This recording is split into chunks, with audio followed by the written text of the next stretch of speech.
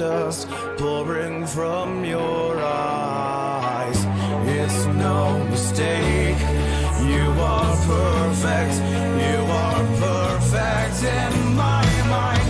Look at the wake from the stardust pouring from your eyes. It's no mistake, you are perfect, you are perfect. Look at the wake pouring from your eyes. Look at the way you are perfect in my mind, and you won't fade away.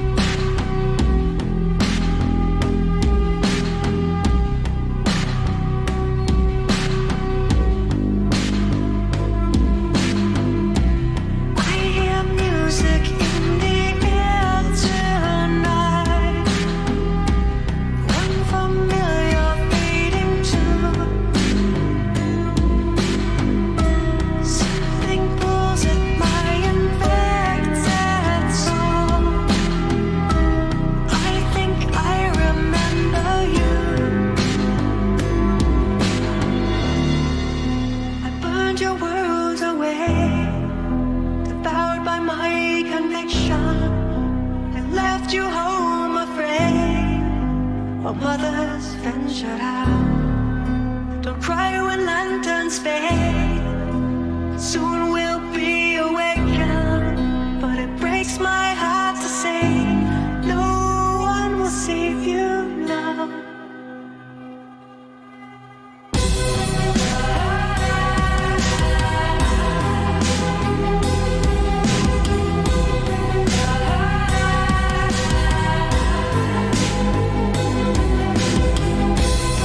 I could be your own avenging angel.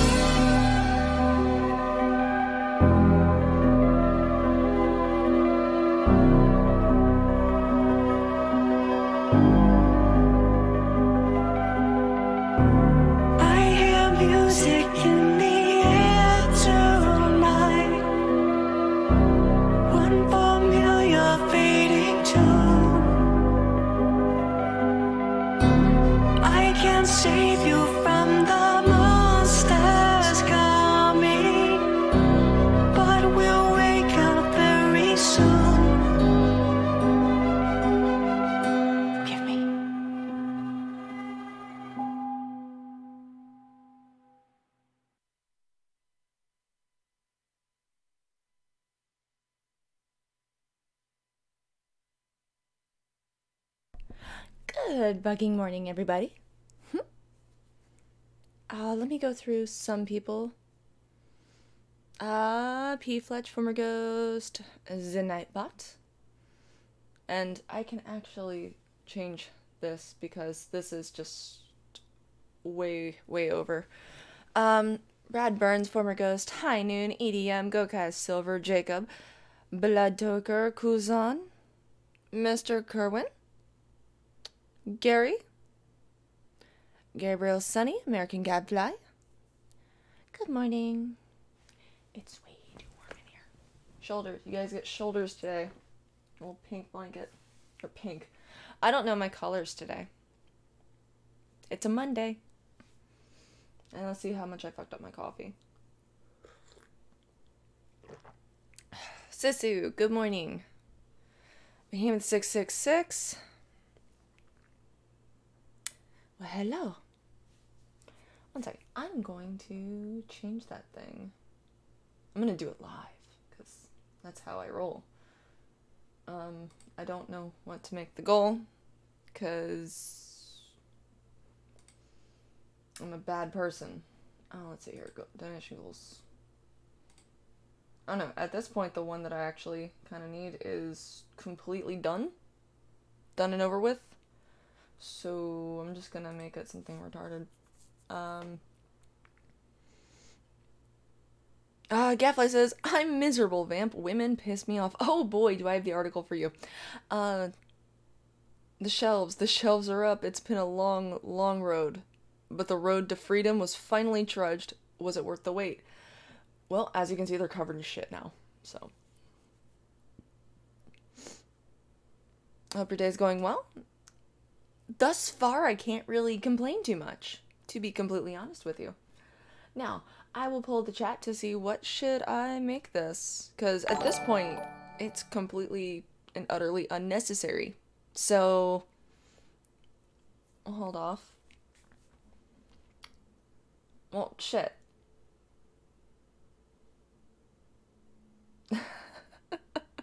I will read that in one moment. I guess I'll start it out with $5 though. So, the shelves have been deaded. Bloodsugar says I came back to say I'll remake a buy again. Just burn it down, Vamp. Burn it all down.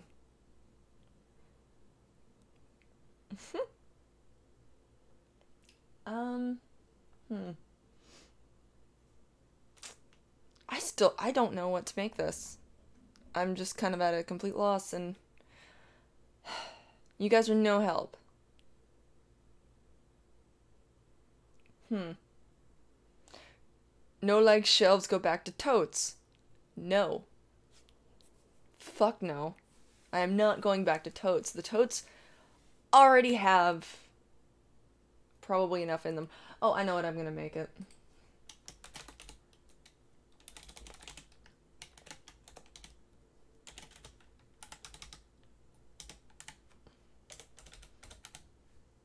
There we go. Let's just make it my birthday. There we go. Start goal. There we are. See if it pops up on the editor. Boom.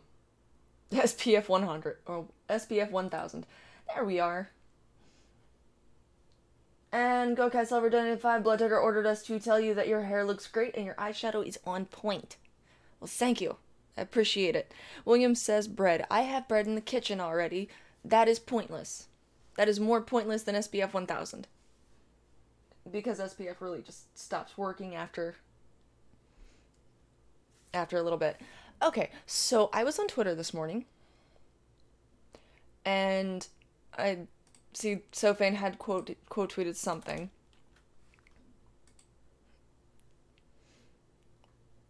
And it was this chick who tweeted out this article. Recreational nukes. But she says, I would dump a guy if he got me on nasty, cheap pandoring for my engagement. A guy should spend 20% of his yearly salary on a ring. Don't you agree, girls? Hashtag weddings, hashtag travel. No. No, I don't. But I went over to the article, and it's from a website called Bride's Blush. Because everybody knows I love Bridezillas. It's great. It's fucking great. Pandora regrets calling man pathetic for buying a $130 engagement ring in front of his fiancée.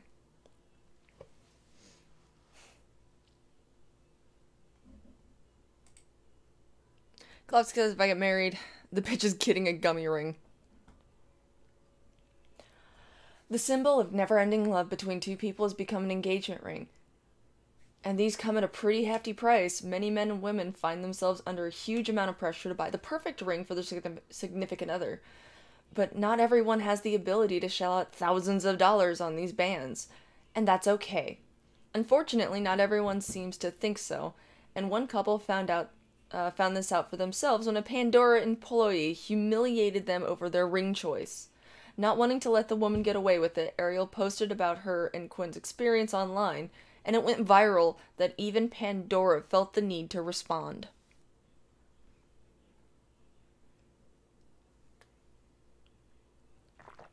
Yep, Liz says, fuck weddings, fuck engagements.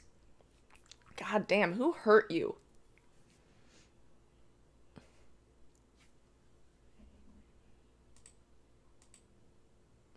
It's 2019. Women should buy their own rings. Fuck Pandora. Gadfly is in a mood today. The couple in question, when this couple went to buy their engagement and wedding rings, they didn't imagine that they would be publicly embarrassed in the process. Unfortunately, things didn't pan out as they hoped. Of course, to truly understand the horrific ordeal this couple went through, we need to learn a little bit more about the couple themselves. Who are these lovebirds, and why was Pandora forced to apologize to them? Say hello to Ariel and Quinn McRae. Although all eyes have been on Ariel and Quinn since the Pandora experience, it's important to start from the very beginning. With this couple, the two lovebirds first met online when Ariel was just 20 years old in 2014. As is commonplace within the world of dating, this online match made no secret of the fact that they were visually attracted to each other. However, they had no idea that their personal connection would be so strong until they started talking to each other. To start with, Ariel and Quinn decided to talk on the phone. They didn't want to text, and they didn't want to message back and forth, so Quinn picked up his cell phone and dialed Ariel's number. And where there were no awkward silences, they spent a whole 6 hours chatting about anything and everything that first night.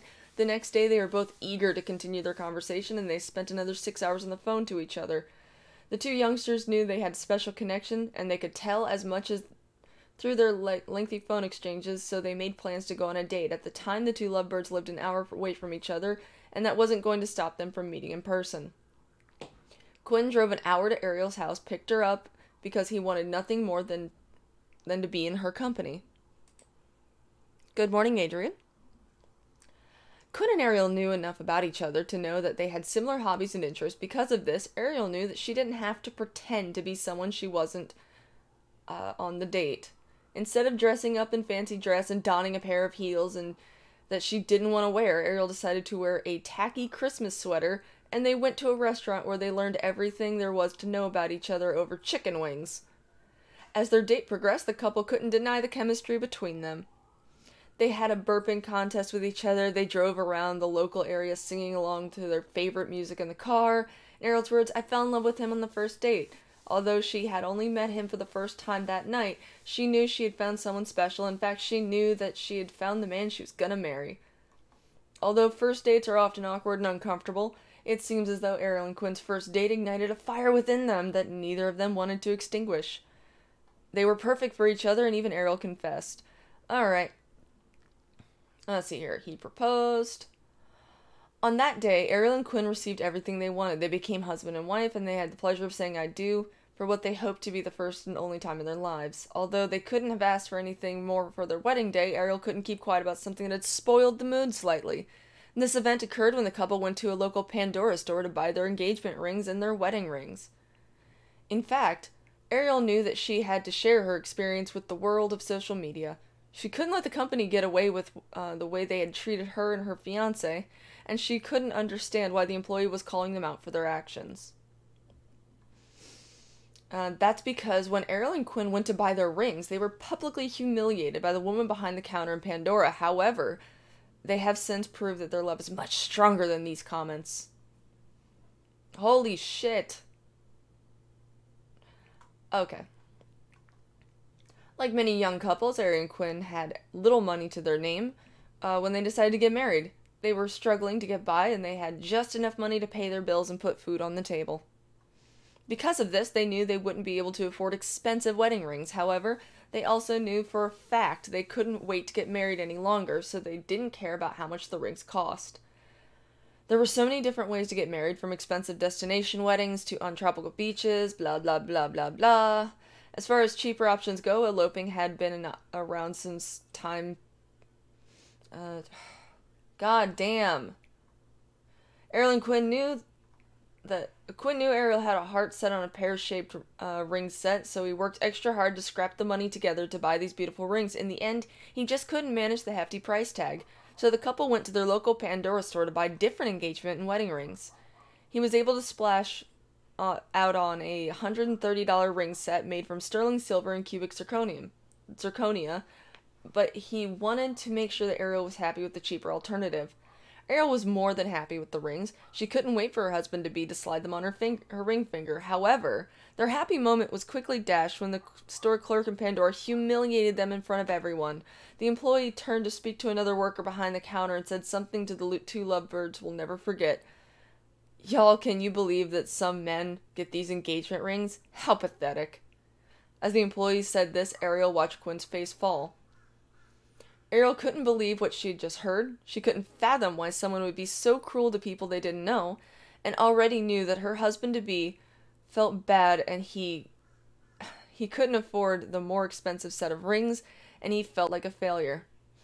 Quinn wanted to make Ariel happy as possible, and he was so upset with himself that he hadn't been able to afford the ring she wanted. The Pandora employee just heightened these negative thoughts. Let's add. Of course, the rings were just a shiny new addition for Ariel. She did not determine whether she would marry They did not determine whether she would marry Quinn or not because her love overpowered any price tag or fancy diamonds. She explained she would have married him if he had proposed with a 25-cent gumball machine ring because the only thing that mattered between them was their love. However, she knew that the employee's words hurt her fiancé and she wasn't going to stand for it. Ariel just had to say something. She eventually persuaded Quinn that the price of her wedding rings didn't matter to her, but he was still shaken by the humiliating words. Ariel knew that she had to share her experience with others, the question why they were treated in such a manner. They were paying customers who wanted to showcase their love and cement their marriage in the form of jewelry, so why were they being embarrassed for the whole store to hear? Neither of them deserved it. More than anything, she was concerned by the thought process that had gone through the Pandora employee's head when they were buying the rings. She asked her friends and followers to question the notion of marriage and all the little intricacies that go into making a relationship work. In her eyes, showing your love for each other shouldn't be about $3,000+ engagement rings and fancy wedding bands. They are great additions to a jewelry box, but they do not determine your love. Ariel appreciates the fact that sentiments behind beautiful jewelry is lovely and thoughtful. We shouldn't teach others that jewelry equates to love, so she believes that love should be measured in terms of your compassion, your friendship, your connection, and general relationship. It shouldn't be measured by the amount of money you spend on material goods. That really means nothing. She asked her friends a very poignant question. Why do material possessions equate love? And when did it come to that? So, how did the internet respond? She went on to state that she thought that way of thinking was a sad notion. I have to scroll down. She was upset to see that her husband didn't think he was worthy of her hand in marriage because he couldn't provide her with a fancy and expensive ring set, and she doesn't want anyone else to think this way. Because of this, she believes the Pandora employee's comments should serve as a lesson to those who believe that material goods are more important. My husband's so afraid of me not wanting him because he couldn't afford a piece of jewelry, Ariel wrote in her Facebook post. He was afraid that the love I had for him would pale because he couldn't afford the wedding rings I wanted. The world has made it this way, and it is so sad. Indeed, the idea that a fortune must be spent on wedding rings runs so deep that even people who know it isn't what matters are negatively affected by this exception. Let's see here. How did Pandora respond? As the original Facebook post went viral, more and more people shared in their own walls. This guarantees it got widespread exposure. As of now, it is shared over 129,000 times. In addition, it garnered over 183,000 reactions and almost 1,000 comments. Following this story, the story of how the post went viral reported on the news, neither Quinn nor Ariel could have guessed it would go so viral. As they got more exposure, more and more supporters showered the couple with love. Let's see here. People complimented it. People said money doesn't matter. Real love. Lasting love. Happier than ever. When the news of Ariel and Quinn's experience made the rounds on social media, it wasn't long before Pandora needed to have their say. They immediately apologized for their experience in store and said they regret the fact the couple had to go through such an ordeal. A spokesperson also noted that the experience is not keeping with our brand's value or what the company expected from their employees. They also stated that they were honored the couple chose Pandora ring, but that wasn't all. Despite the humiliating experience, they bought their wedding rings. Ariel and Quinn have not allowed the moment to determine their lives as a married couple. Well, yeah. Well, see, now I was hoping that they would just kind of like give them something. I don't know.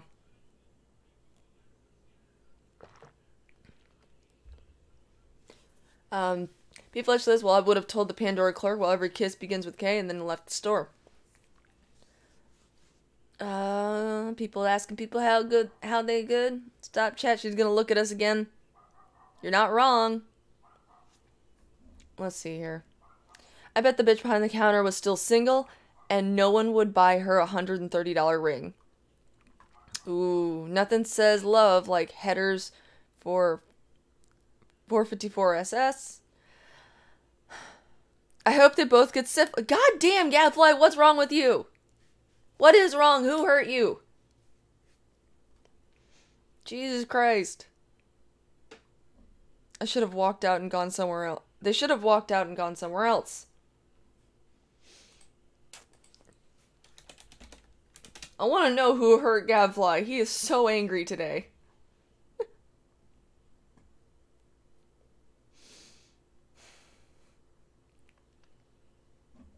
Are you just in a surly mood? Is that what it is?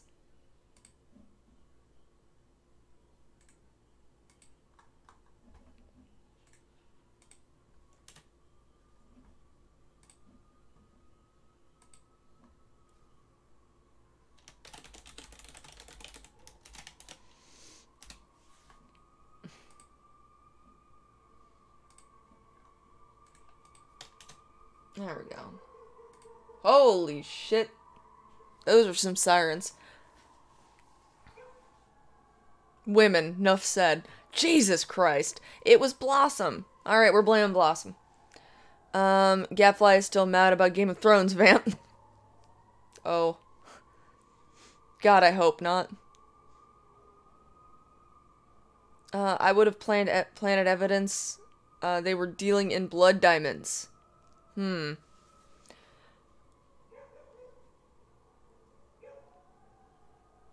Jeez, what is with the mornings? Like, what is with my mornings? Because on Tuesday mornings, none of this shit happens. Thursday mornings, nothing. No, it's gotta be fucking Monday, Wednesday, or Friday that all these fucking sirens go off and dogs start barking and, like, the world is on fire. Jesus Christ. No, Blossom was nice to me. I don't want her to get syphilis. Oh, no. Oh my god.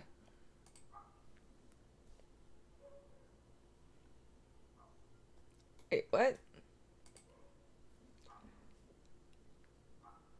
Okay, so there's this article that says you should stop eating at night, and I think these people need to stop telling me how to live my life.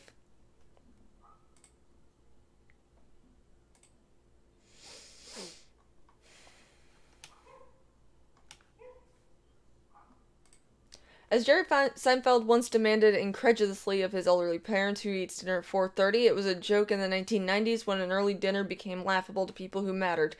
Early dinners were for infantile nursery tea and the infirm. Hospital dinners are slapped at 5:30, so kitchens can close. the very old, northerners, and the working class. There's nothing glamorous about the early bird. I don't want to subscribe. Okay, no, I don't actually get to finish reading this. Because it wants me to subscribe, and I'm not doing that. Nope. What? Okay, I'm gonna give Gadfly a reason to just yell fuck women. Women's false rape claim... Woman's false rape claim led to man's death.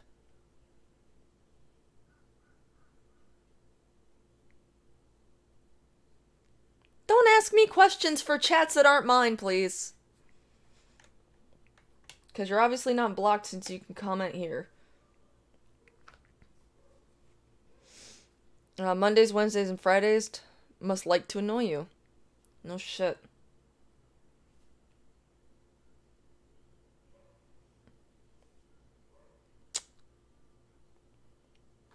May 19th.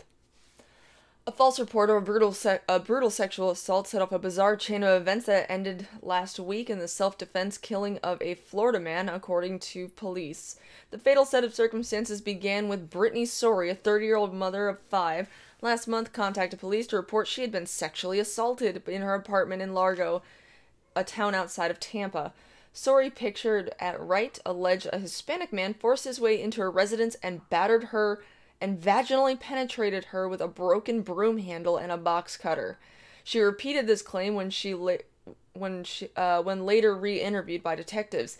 At the time of the purported attack, Sorey and her husband Gerald, 25, were living in the Largo home and were behind in rent, which eventually precipitated an eviction action. According to her Facebook page, Sorey is a mother of 6. Stop having kids. In late March, Sorey's husband was arrested for allegedly shoving her to the ground during an argument in their apartment. The dispute, cops reported, was due to infidelity allegations. During an altercation, Gerard allegedly menaced his wife with a Glock handgun, which was later seized by police. At the time of the March 24th incident, police noted Sorey was 6 weeks pregnant. Gerard was busted for aggravated assault on a pregnant victim, a felony that was later dropped after Sorey told prosecutors she didn't want the felony case pursued. After making the sexual assault claim in April, Sorey and her husband moved out of the Largo apartment but allowed a male friend to stay there. In an April 20 Facebook post, Sorey informed followers that she was raising money for the Florida Council Against Sexual Violence. That post, however, was deleted today from Sorey's page shortly after TSG reporters sent a text message and left a voicemail on her cell phone. As detailed in a court filing, Sorey's friend was in the Largo residence on May 10th when a male neighbor showed up to the apartment to confront Sorey and her husband over money issues. The neighbor, a detective reported, began beating on the front door, apparently unaware that the couple had moved out. When the neighbor banged on the door, Sorey's friend called to her to report the disturbance. Sorey responded by telling her male friend that the person knocking on the door sounded like the male that sexually battered her, cops noted. Sorey's friend then exited the apartment and attempted to take a photograph of the male subject to give to police. At that point, the neighbor attacked Sorey's friend. Cops say during the ensuing confrontation, the friend killed the neighbor in self-defense, according to court records. The complaint does not identify the man involved in the fight, however, the neighbor died. EMS dispatched audio indicates that an ambulance was set to the Largo home at 10:23 p.m. to handle a trauma call. It was only after the neighbor's death that Sorey admitted to police that she fabricated the entire report of sexual battery and it never happened. Sorey was arrested Friday afternoon on a single misdemeanor count of falsely reporting a crime. Seen in the mugshot at left, she was released from the county jail late last night after posting a $150 bond. Sorey did not respond to TSG messages seeking comment about her case. In a Facebook profile, Sorey described herself as wife, mother, stepmother, medical student, MS, and lupus warrior. She reports having attended St. Petersburg College and Ultimate Medical Academy, which offers training for entry-level healthcare jobs. In December, Sorey sought contributions via Facebook so she could purchase a van capable of carrying up to 8 passengers, noting that she was about to start a new job. Sori wrote that she shared custody with my ex-husband and, due to lack of a vehicle, was missing some of my time and weekends or vacation with them since. I live an hour and a half away from my kids. While Sori sought to raise $6,500, she extracted no contributions from her online friends. Aw. Poor thing. Poor fucking thing. Someone's dead. She should be tortured to death. A good road haul on will fix that hell. Let's see here. That's so much to read. Fuck these people who say false reports are harmless. Men have died. There was a guy in Brazil who committed suicide because his feminist friend falsely accused him of sexual assault. Jeez, why even admit it at that point? And a murder. What a cunt. Oh, she got no donos? Poor baby. Vamp showing arms and some upper chest. Scandalous! I know, right? Spinal Tap says, what I miss? Some bitch. Any kitties around? Kitties are not in the room. I generally don't want them in here while I'm doing this because the black one will headbutt me and try and get me to fall over. And it usually goes around and about that way.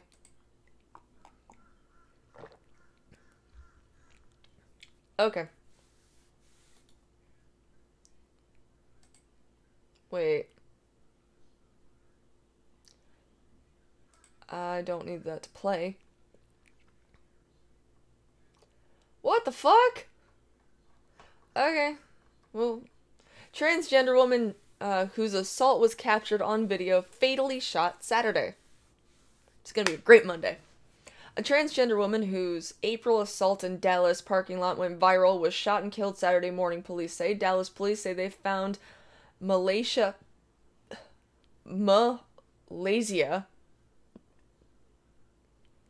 Vamp is so tiny her cats bully her.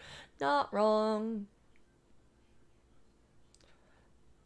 I'm also just very fidgety this morning. No, the spelling of this name. Malaysia. There you go.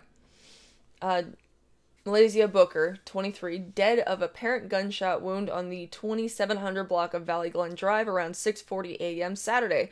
Police say they have not made any arrests in connections to Booker's death and said Saturday they do not believe that there is any connection with the April assault. Booker was assaulted in a parking lot at Royal Crest Apartments at the 3500 block of Wilhurt Avenue on April 12th. The assault was captured on video and shared on social media. Dallas police flagged it as a possible hate crime. Police said Booker told them that she got into a minor car crash and afterwards was assaulted by several people. Police arrested 29-year-old Edward Thomas on April 14th in connection to the assault. An arrest warrant released the day after Thomas's arrest said that after the minor crash, several people, including Thomas, crowded around Booker and the driver of the second vehicle. Thomas is accused of repeatedly punching Booker while calling her derogatory names, according to the arrest warrant. This case is certainly disturbing. Dallas Police Lieutenant Vincent Weddington, commander in the Crimes Against Persons unit, said after Thomas's arrest, "The video shocks the conscience of anyone who looks at this video, and it is something that the Dallas Police Department takes seriously." Thomas later admitted to his role in the beating, but denied calling her derogatory names, according to his arrest affidavit. The FBI confirmed to NBC5 after Thomas's arrest that Dallas police contacted the agency to help determine if the case rose to the level of a federal hate crime. The FBI would not confirm if it had opened a formal investigation. Weddington said Saturday that Thomas was no longer in jail and police did not know where he was. However, there's nothing to connect Thomas with Booker's death, Weddington said. Booker's murder is not currently being investigated as a hate crime. Police said, "It sounds like you live in a really bad neighborhood." I'm not gonna lie. Vamp is fidgety, so she's gonna drink more coffee. That'll help. Actually, it will. I haven't had nearly enough. From now on, I'll be known as El Sanchez, says Spinal Tap. Nope, Spinal Tap.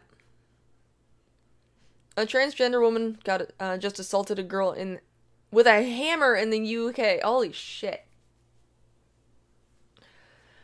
Nutters attack nutters.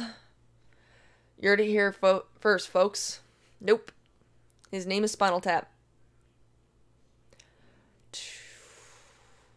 BTK says these trannies need to stop choosing to live in areas that are violent towards trannies. There's a reason I don't live in the hood. The derogatory names, who cares? Good morning, Sangria. I get fidgety due to lack of caffeine. Same. This technically counts as my first cup of coffee. Wow. Rip. Okay. I'm jumping back over here. Where did I had something. Oh, this is great. Stories of grand romantic gestures gone horribly, horribly wrong. Valentine's Day sucks, but these botched expressions of love suck worse.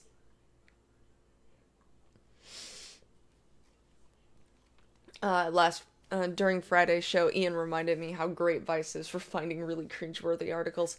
Whether you're single, dating, or in a relationship, you can surely admit that Valentine's Day is a trash holiday, and we've all been non-consensually conscripted into it. If you're one of those who thinks they like the holiday, I'm sorry, but that's just Stockholm Syndrome talking. But grand romantic gestures, you're dumb if you do it. As if the pressure and anxiety of this needless holiday wasn't bad enough, a lifetime of rom-com, CW shows, and other pop culture poisons have wrapped our collective expectations of romance. This disconnect between fiction and reality usually just results in unrealistic standards and unfair comparisons, but every so often, it also deludes someone into believing the best way to woo their crush is a recreation of John Cusack's boombox scene from Say Anything or something. To take some of the sting out of the holiday, we ask people to share their stories of romantic gestures that crashed and burned like the Hindenburg. Whether you're overpaying for dinner and flowers tonight or wallowing in your own singledom, you can at least take solace in the fact that you're doing better than these people. As a teen, I snuck up to my girlfriend's window in the middle of the night unannounced, hoping to surprise her. She thought I was some kind of predator or rapist, so she sent her dad outside to check it out, and he ran me down the goddamn street.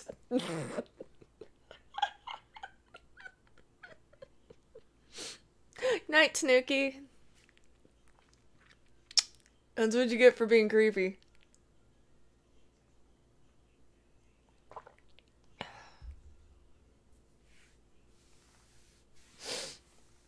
Hey, elephants! How are you? I hope you're doing good.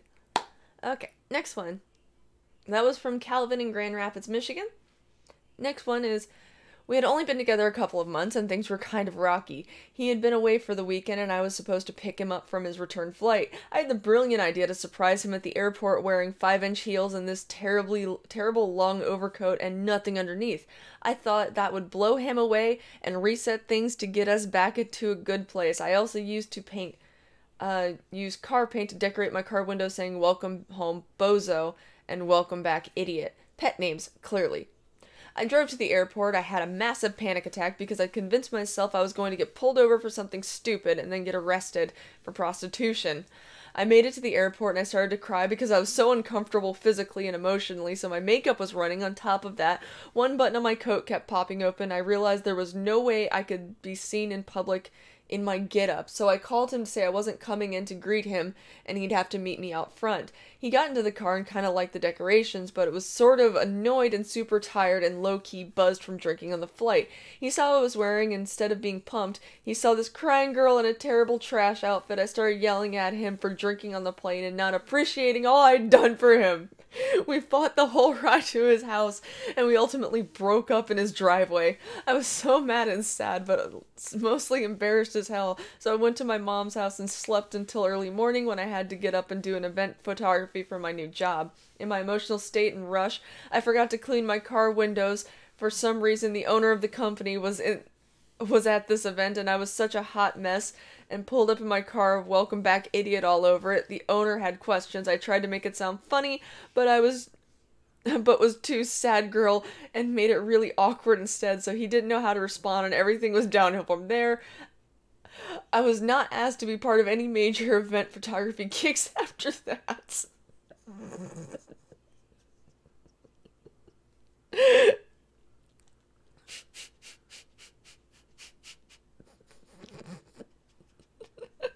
And Kev in the chat, he's like, good, I'm glad she cried.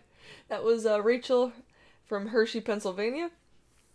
Alright, this next one. Spent 2 weeks making a girl who knew I liked her a Christmas card saying something to the effect of, I've known you and grown so much since we've met, and I really care about you, and brought it to a party we were going to together. I told her I'd give her the card by the end of the night, and she was hanging out draped around me all night. Then she got drunk, and I walked in on her in a room making out with a dude who has a fiance. We looked at each other and I walked out of the room without saying a word and wound up getting blocked on all her social media after saying nothing.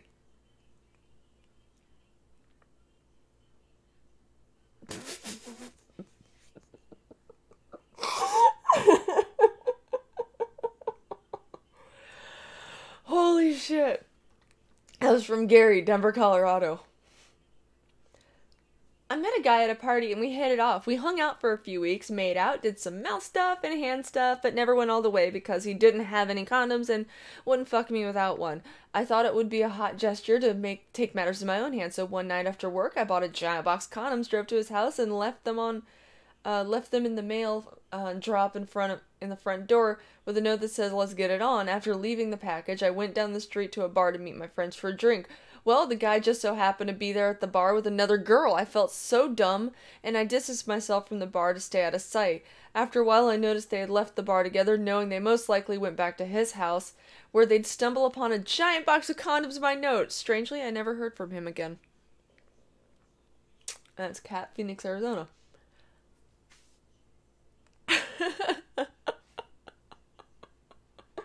Oh my god. Oh god, these people are so miserable and it's hilarious. Gave 11 years to someone and ended up tattooing her name on my face to show my devotion. She left less than a year ago after I got that done. Zach, Pismo Beach, California. Oh my god, don't get your partner's name tattooed on your face.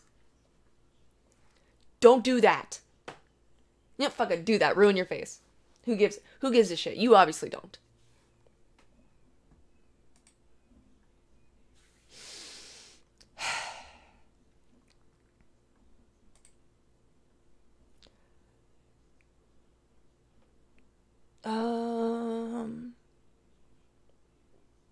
It was our first Valentine's Day together, and I wanted to do something exceptionally impressive. Now keep in mind, I was not financially well off at the time. In fact, I could barely make rent each month with the job I had, but this was a special occasion. I wanted to do something wild and memorable. I rented a convertible Mustang, picked her up from work, told her we were headed on a road trip. She was a bit perplexed, but was also down for an adventure. Bags packed, we headed north for San Francisco, where I had rented a sailboat on Airbnb for us to stay for the weekend. Things started to fall apart almost immediately. To kick things off, the drive up was completely rained out, so the convertible stayed up. Then, as soon as we get there, the boat owner tells us there's no way we can take it out, something they had said yes to prior to renting because of the rain. Other plans we had were also forced to be canceled because of the weather. So here we are, stuck in freezing San Francisco on a boat that didn't have proper heating, like sitting ducks in a random harbor. We're both still trying to make the best of the situation while wrapped in layers of warmth. I remember a bit of MDMA I had brought with me, so we gave it a shot in a desperate attempt to find a quick resolution. We insufflated it rather than just swallowing it. We immediately added this to our list of mistakes as we realized the sharp crystal structure of the MDMA were unlike your average regular powdered recreationals. Goodbye nose, hello 2 hours of insufferable face pain. As we're lying there, all but completely dejected, we looked at each other and realized there's one more thing we could do to turn this night around. Things start heating up, and we're both thinking, finally, some pleasure in this crazy day. But the universe did not want to give this to us. The final kicker to this perilous Valentine's Day weekend, a sudden case of candida that stopped us dead in our tracks. The final blow before we completely signed off from the day and went to sleep. Noah, San Diego. She had a yeast infection. 5-ish years ago, I gave my ex breakfast sandwich maker for Valentine's Day. He told me it was useless, and then 2 days later, he sent me a photo of it thrown in the trash. We broke up. He was a sociopath. I want more of these. I want more of these super miserable people.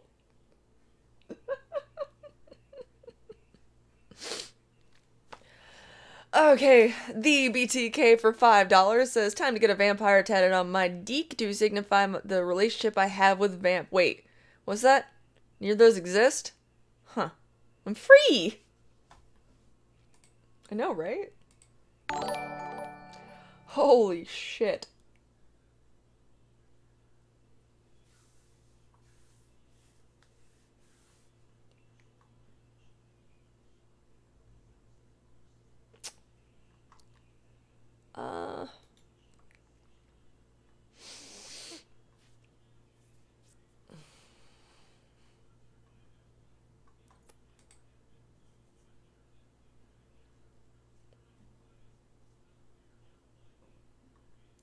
Oh yeah, that's true. That is actually kind of true. Alright. This next article said, I asked my crushes why they won't sleep with me. When a straight guy says he's not into me, nor other trans women, I feel butthurt emotionally and unfortunately physically. Also, good morning, Kayla. I hope you're doing well. As well as Kitsu, Gokai, Bethlehem the Kid, Kilofsky, I saw you there, and Twist Smile, Bob Bot. For Valentine's Day, we're celebrating the breakups that shaped us in all the messy glory because love is just as much about heartbreak as it is about romance. Read all the stories from our Love Bites series here. Okay. This piece is also part of the Male to Female, or MTF and DTF, a monthly sex, love, and dating column where this person chronicles the amorous goings-on she's fascinated by, particularly her own. I'm going to Love Bites.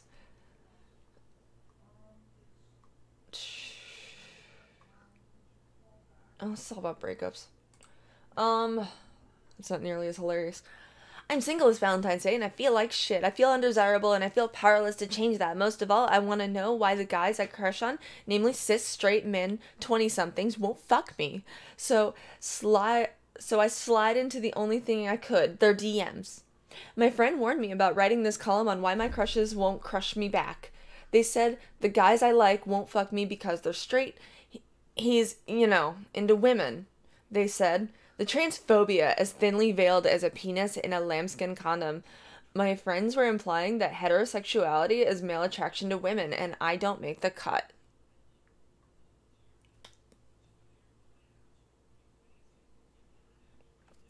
My tear duct stopped working. Now my eyes are dry. I blame makeup.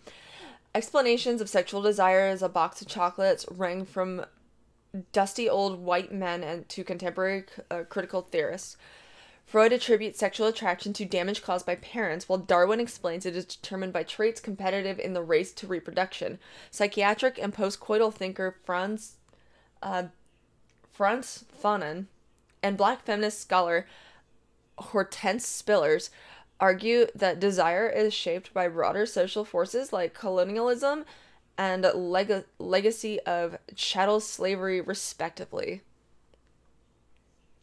Simply, some say desire is predetermined variable, while others find it to be something in which we are inculcated?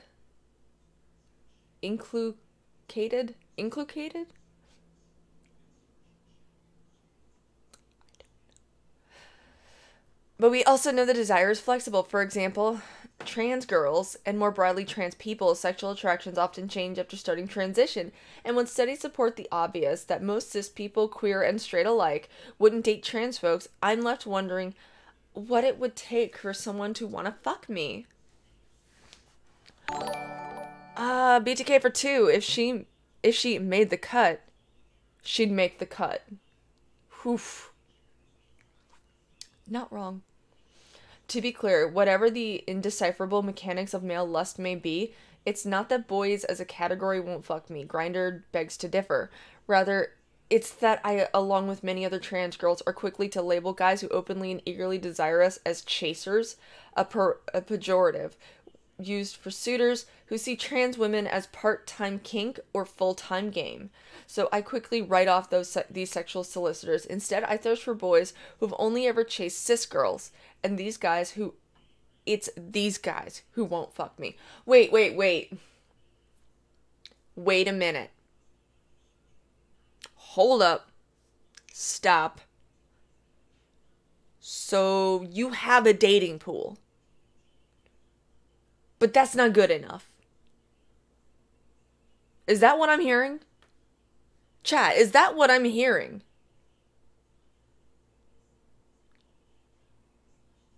They want what they can't have. And it makes them mad.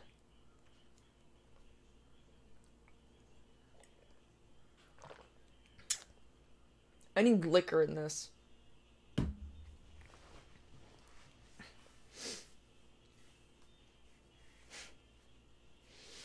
Enter Chris.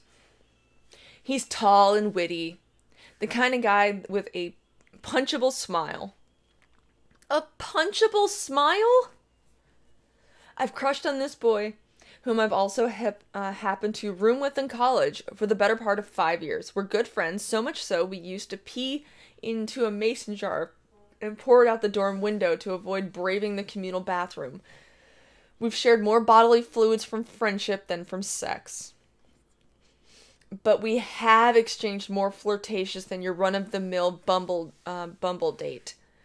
He cuddled me, told me I looked pretty before parties, grinded on me on the dance floor. Once on a walk, he mused, I like the idea of hooking up with my close friends, and he had the track record to prove it. Maybe a total piece of trash, maybe a staunch proponent of polyamory, maybe both. Chris, I fantasized, was going to take me, Katniss Everdeen, to be his next tribute. Oh, God. One time over dinner, he signed over Kim Petras, which of course he did. It's Kim Petras, Barbie's most talented niece. He mused about a potential sexual encounter with the pop star, saying that maybe he was, in fact, open to sex with trans girls. I decided that the time had come to act. One weekend last spring... No. That's not what he means. He means this one time, he'd probably make an exception. I actually know the feeling, except, without being gay or trans. Jesus, gadfly. Like assholes who try to pick up dates on random spots online instead of dating sites. This is seriously, like, what he's saying. He's looking at this trans person and he's like, I might make an exception for this one. Doesn't mean he's making an exception for you, just like this one time. He's like, yeah, I'd probably smash. I decided the time had come to act. One weekend last spring, after a night of drinking, I crawled into his empty bed, reached out ready to out my crush to him. When he got back that night, I was slurring, why won't you fuck me? He smiled like the kid from the cover of Mad Magazine and made some joke, it doesn't matter what. That was the end of it. Until now. Blessed with the ethnography vantage point of a sex column, I texted him with a bone to pick, particularly his. I fantasized he would be baffled, but that his attraction to me was even a question. I wanted him to confess his tortured longing. I wanted it to be mutual. I wanted it to be romantic. I wanted it to be hetero. Why won't you fuck me? Be brutally honest, please. His typing bubble cut in and out. My night wore on. I don't understand how my attraction works, he typed, but I guess there are some features I'm generally attracted to. He added, some of which you don't have.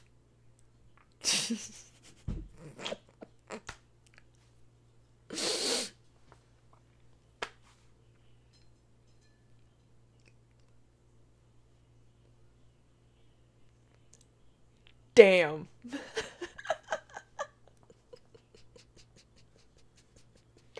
I cried. Of course I cried. And then I moved on to my next victim. I asked my current roommate, Alex, a straight boy who is equally tall, equally shapeable, and also someone I've had I've asked to spoon me a few times too many. When I've floated the idea of smooching before, he didn't bite. Why?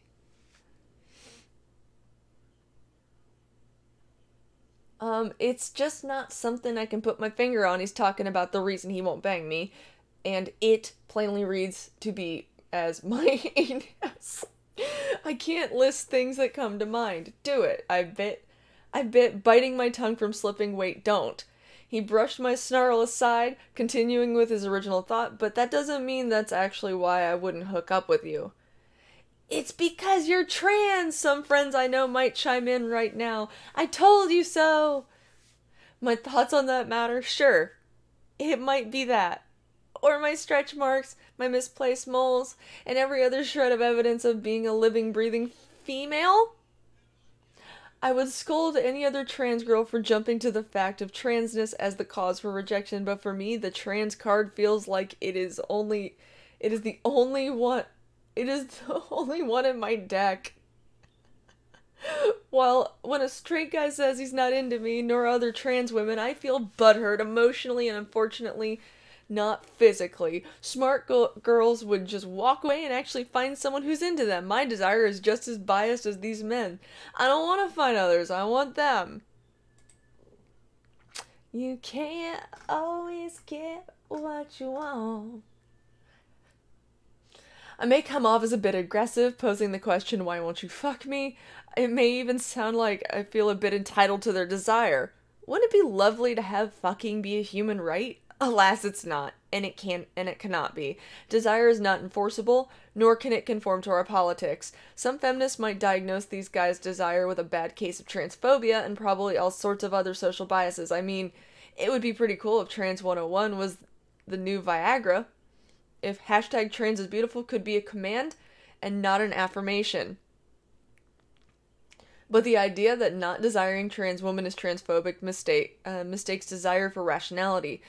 You don't want because you know, you want because you feel. Brains can understand that trans women are women, but a boner only knows the 5 senses. If I was a good feminist after all, I would be fucking other trans women by now.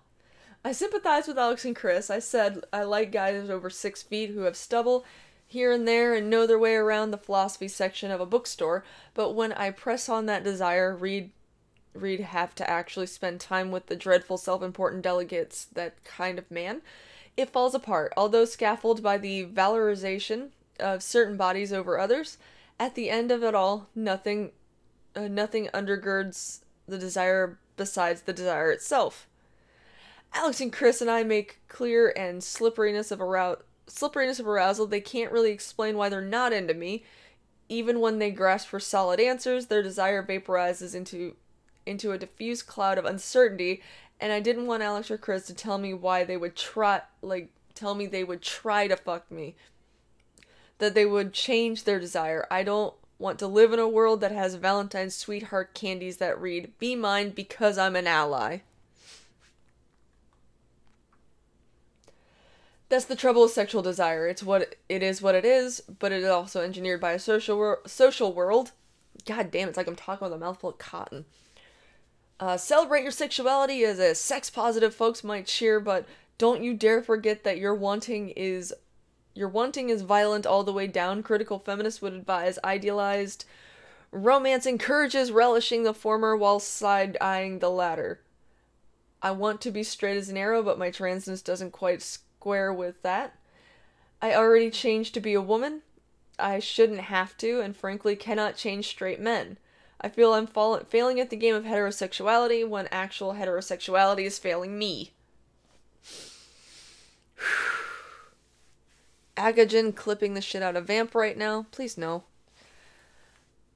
Oh, this person needs to be put down. They are gross and entitled and do not need more of these people. I demand you find me attractive. Sometimes you have to take the penis? Trans women are not female. We aren't. Biological reality is objective. Adding boobs does not make biology subjective. If fucking was a right, that's rape think. I'm 100%. He also says I never said it buried it. I have no idea what you're talking about, Mitzi. I'm gonna stream Division 2 when Kumite ends today. Go for you, Jacob. Vamp, drink more coffee. It's not cotton, Vamp. Giggity. Oh. They're beating around the bush because they're trying to say, oh, well, fuck you. You have a dick, nicely. It's not my fault. They're failing me. Sounds like heterosexuality is working just fine. We've gone from date me bigot to fuck me bigot. Holy shit.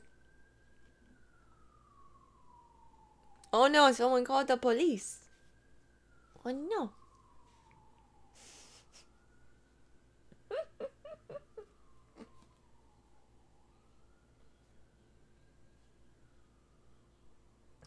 Holy shit. God damn. I need more coffee. Holy fuck.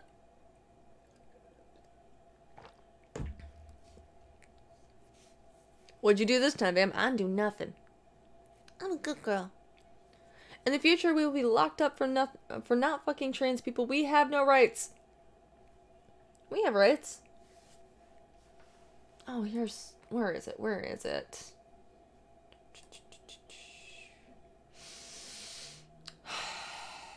Opinion. The U.S. is about to decide if LGBTQ people truly count as citizens. I read that.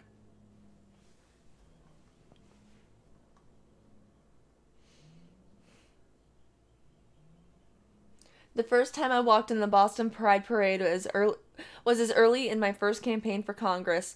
It was an amazing experience made unforgettable because I marched with my predecessor and LGBTQ icon, Barney Frank.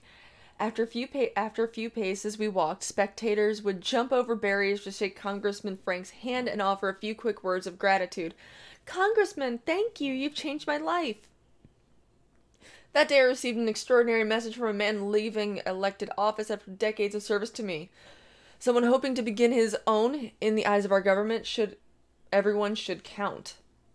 A few months later, my phone rang. My college roommate, NBA center Jason Collins, was calling to tell me that in a few days he would be on the cover of Sports Illustrated as the first openly gay active male professional athlete.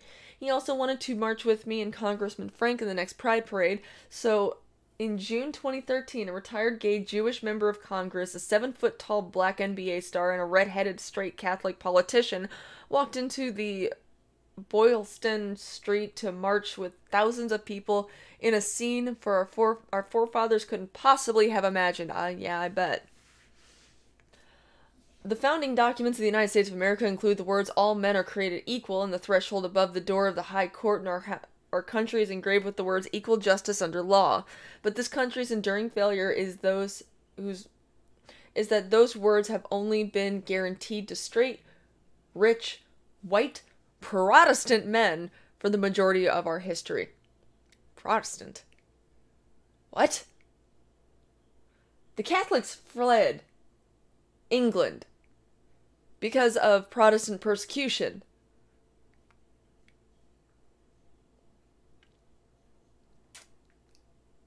What?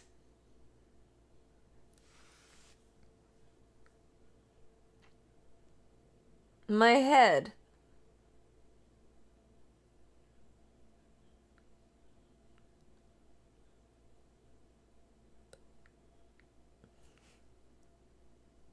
Huh? Okay. Alright. Discrimination against LGBTQ people is still legal in 30 states, but this week the House of Representatives will Wait, what? In 30 states, but this week the House of Representatives will debate and vote on legislation that would end such legal discrimination. Because of the activists and advocates of the civil rights movement, discrimination on basis of race, gender, religion, sex, and national origin was deemed illegal in the United States in the 1960s by amending the Civil Rights Act to extend its protections to include sexual orientation and gender identity. The Equal Act promises freedom from discrimination to LGBTQ people in the context of housing, credit, public accommodations, education, federal financial assistance, and jury duty. Critics argued that over protections of that these protections are unnecessary and overreaching. Statistics tell a different story. Over 40% of LGBT youth say they live in communities that don't accept them for who they are. A quarter of American LGBT workers say they've had experienced employment discrimination in the last 5 years. You tried not, like, I don't know, I'd be kind of against someone rubbing their sexuality in my face, essentially. It's like, oh my god. I've never given a shit if someone was gay. A similar number of transgender men and women say they were fired, not hired, or denied a promotion due to their gender identity. Gay Americans are nearly 75% more likely to be denied a mortgage than their straight neighbors. Is that a thing?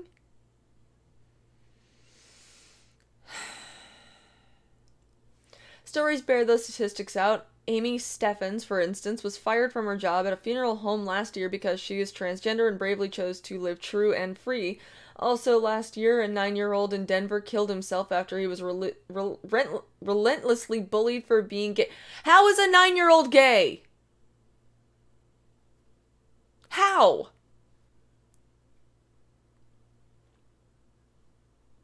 And recently, parents of transgender children came to Washington to tell me about the extraordinary measures they have taken to protect their kids from state-funded discrimination, including uprooting their families to move to states with public accommodation laws and charting road trips to avoid states without them.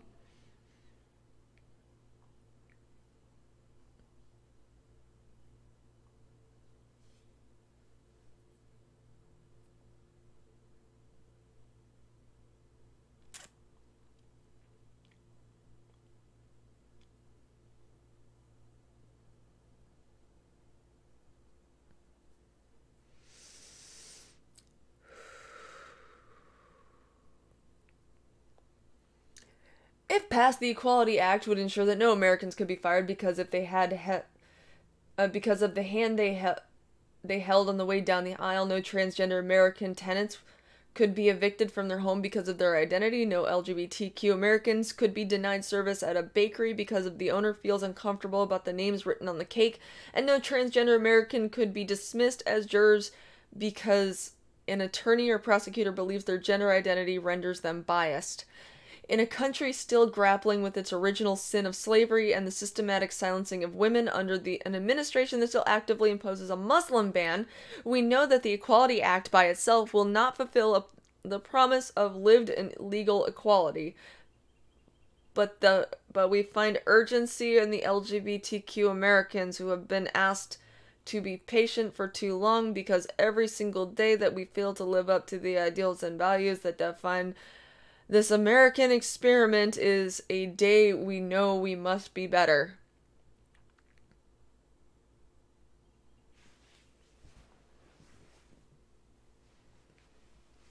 I'm still in America, right?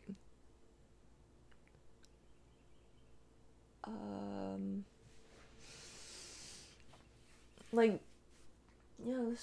room is still America. It's still America out there.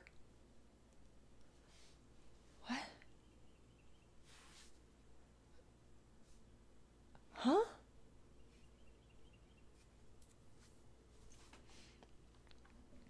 There is joy in walking through the streets of Boston every year in early June.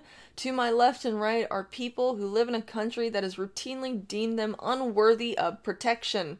Yet everywhere I look, people celebrate two defining truths of the equality that persists despite the broken promises of our government and a recognition that one day we will make good on those promises by passing the Equality Act. We would move one step closer.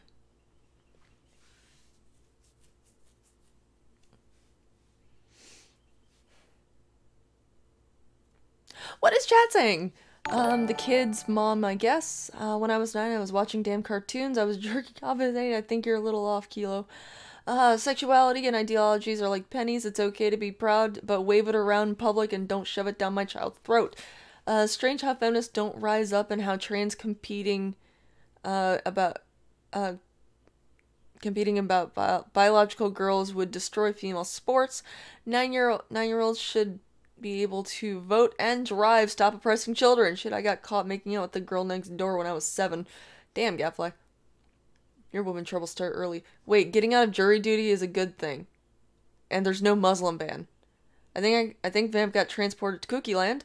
Farmer goes for 2. My head hurts. These people are so stupid. Demo Man, oh, did you hear Arnold Schwarzenegger got drop kicked in the back while he was in South Africa? Of course, he wasn't phased at all. He is the governor.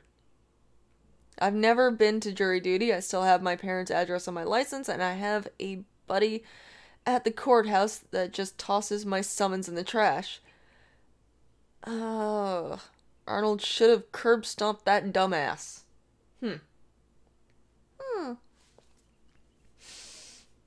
I've never been summoned for jury duty. Every time I get the little thing in the mail, it's always something involving cars, and I keep seeing something. Oh my god, it's the graphic. That's what I keep seeing. I've got the Discord over top my flippin' Streamlabs. Now, I'm just sitting here trying to rack my brain about how these fucking people think the way they do.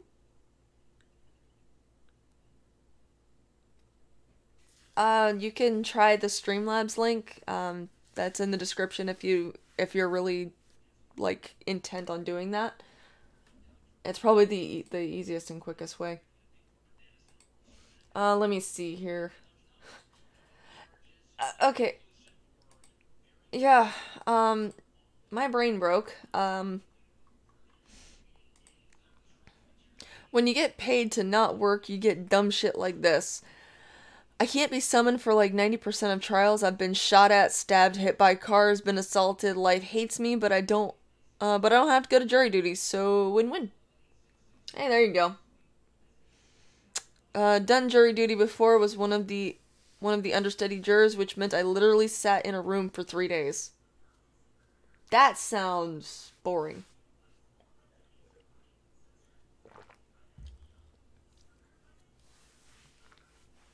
Let me see here.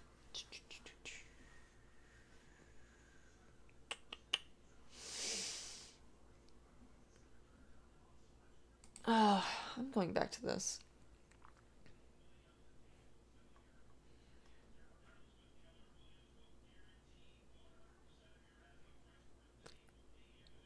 I don't have to do jury duty, but because of that, I can't vote, so win-win. If you watch the video of Arnie for a split second, his eyes glowed red.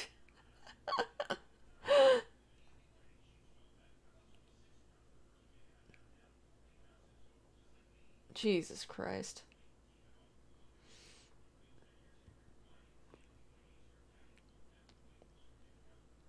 Did jury duty once, was the best experience of my life. I loved it. Everything is oppressive to them. If they get evicted, it's because of how they identify, not how they fucked up the house or apartment. Yup. Gabriel Sunny for 3. I have to go. I've got the middle age. I have got to middle age with no jury duty, and this has made me very happy. Well, fuck yeah. If you don't want to do jury duty, and you get out of it,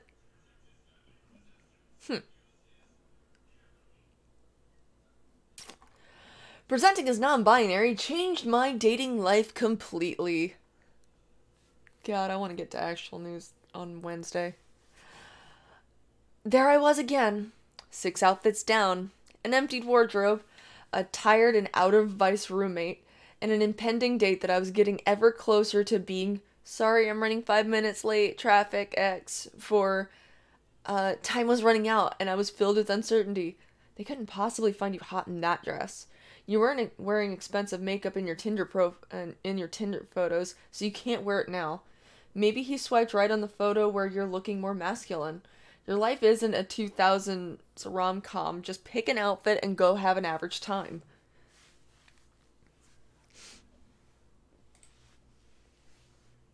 Gaffly says, I've never been summoned. Yet another, I've been summoned technically, but when I do the little questionnaire thing, it's always something involving a car accident, and since I have a relative that was killed in one due to a drunk driver, I've never had to go. Because I'm a little biased when it comes to people who drive drunk. Also, apparently it's Lost Wingman 07's birthday. Happy Happy Boomer Day! What felt like all too familiar was not the horrible trial of outfit picking before a first date. I'm sure we've all been there. It was the particular weight added to that by dating while gender non-conforming. Becoming more authentic in my gender presentation has given me a deeper understanding of myself and relieved some of my gender dysphoria. But in the context of dating, choosing to be all of my black, gender, non-conforming, non-binary, feminine self in a body that was assigned male at birth has made me very intimate with loneliness. It definitely complicated my relationship to desire and sex. The landscape of dating and sex that I occupied when I conformed to a more expected masculine gender presentation shifted the moment that the world saw me in a dress, makeup, and heels. Before in dating scenarios, queer men bought me drinks, didn't ignore me on dating sites, and never told me I was disgusting over Grindr. Now, getting dressed for this date, any date, felt like choosing between a dress or an embrace, a lipstick shade or a kiss, the skirt I really wanted to wear, or a second encounter.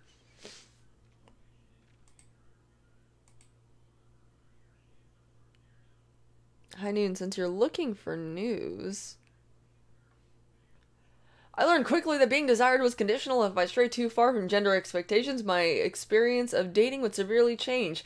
I've had boys in clubs find me attractive and talk to me only to see the eyeshadow I'm wearing in better light and change their minds. It felt like each application of makeup or feminine-coded item of clothing I wear, like a skirt or more visible out of male-female binary I present, the further people stray from desiring me. You ever consider maybe you're bad at it?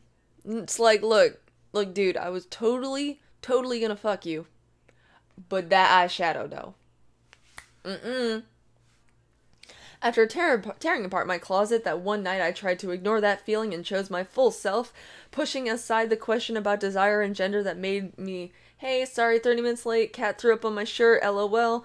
For a date I was no longer sure I wanted to go on. I left the house in a cute black faux leather skirt that my roommate had given an unenthusiastic yes, a casual gloss on the lips, it was the first date after all, and headphones to block out the harassment I will get on the streets so I can instead focus on the possibilities that lay ahead. Maybe we can sit in near silence for 30 minutes and only talk about the weather? Or maybe we could both pretend to like jazz and end up drunkenly dancing at a jazz club. Maybe we both share an ex. That's queer. It's queer dating, so probably. I've never decided on whether or not to bang a chick based on her eyeshadow. This is gay men. This is on men. Fuck off, William. I approached my date. They looked a lot cuter in real life. They caught my eye, smiled, then zeroed in on the small heel I was wearing. Paused. Ooh, you look fierce, sis. Yes! There's nothing wrong with finding a spark in your desire, but I find it rather encoded and layered in femophobia, how I'm spoken to in order to convey that on dates like this, a potential partner becomes a potential cis. There is no hand-holding, just performative finger snaps, no flirtatious questioning, rather an inquiry about if I would ever put him in makeup sometimes, simply answers to questions with me with, yes, I am told to work, for ordering a glass of house white wine. It feels like some people's relationship to gender non-conforming femininity is one of both desires and distance.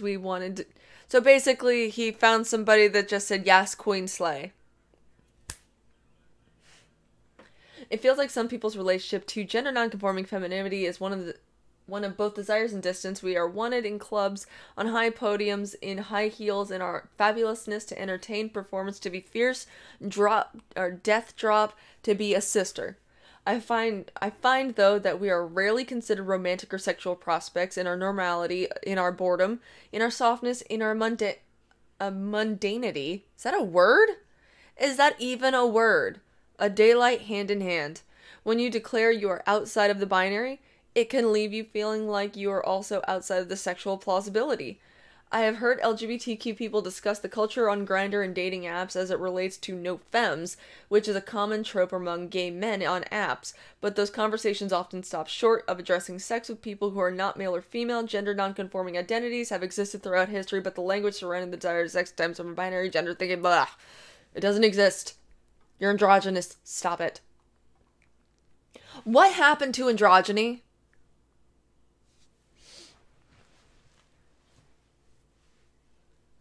Seriously, what happened to it?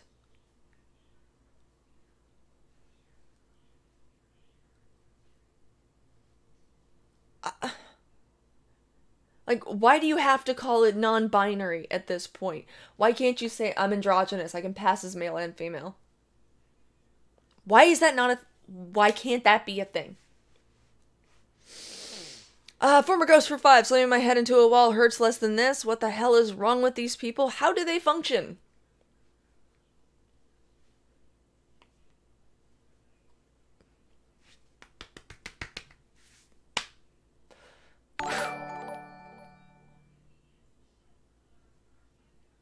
I express the sentiments in the gift that I have for the super chat donations. Because non-binary people are Buffalo Bill, they hate themselves so much they create an alter identity like Buffalo Bill. If you ever have access to the nuke button, please press it. I love makeup on my way over, Kayla. Buckle up, says Mitzi. I'm gonna say no, it's not. Just because you have a round face does not mean you can't be a man. Ugh.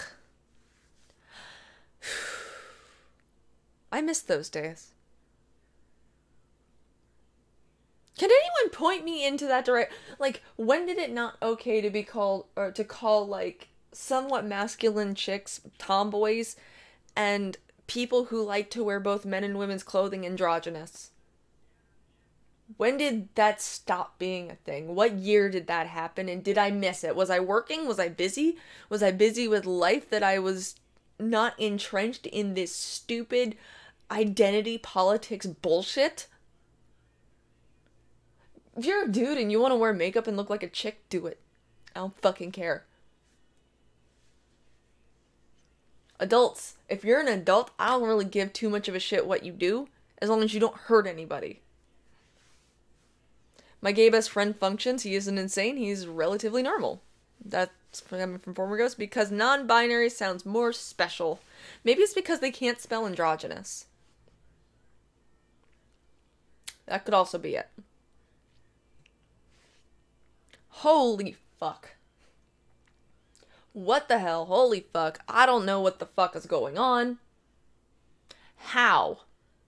How is this a... I'm done with this article.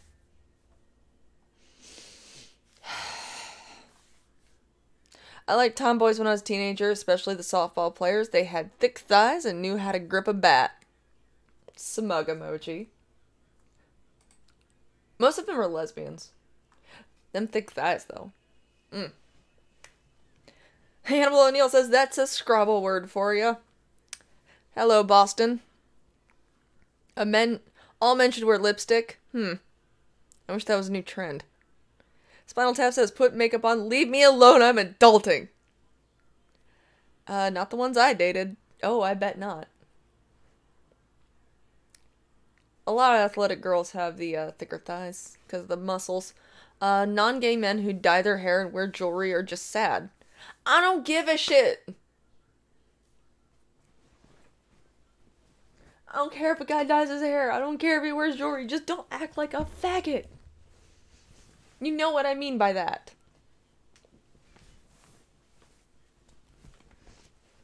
I'm playing Division 2, Boston, says Jacob. Don't fuck kids or cats beyond principle. Go for it. Don't fuck kids, don't fuck animals.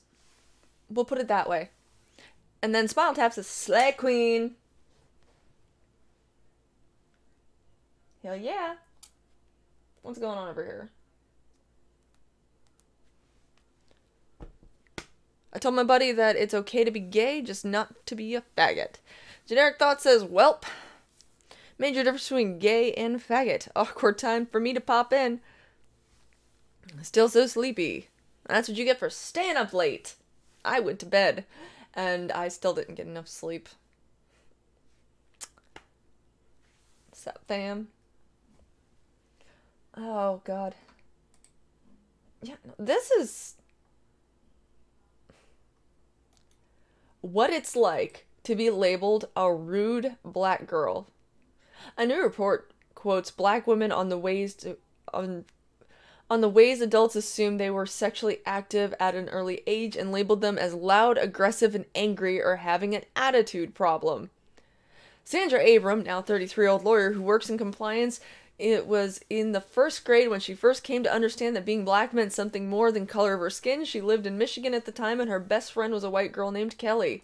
I absolutely loved her, said Abram, who lives in North Carolina now. Kelly was also friends with another girl in her class named Kathleen, who refused to play with Abram. It never dawned on her why, though, until one day in gym class. Kathleen got so frustrated with Kelly playing with me, so intensely angry, that she grabbed my arm, ran her nails down my arm with both hands, drew blood.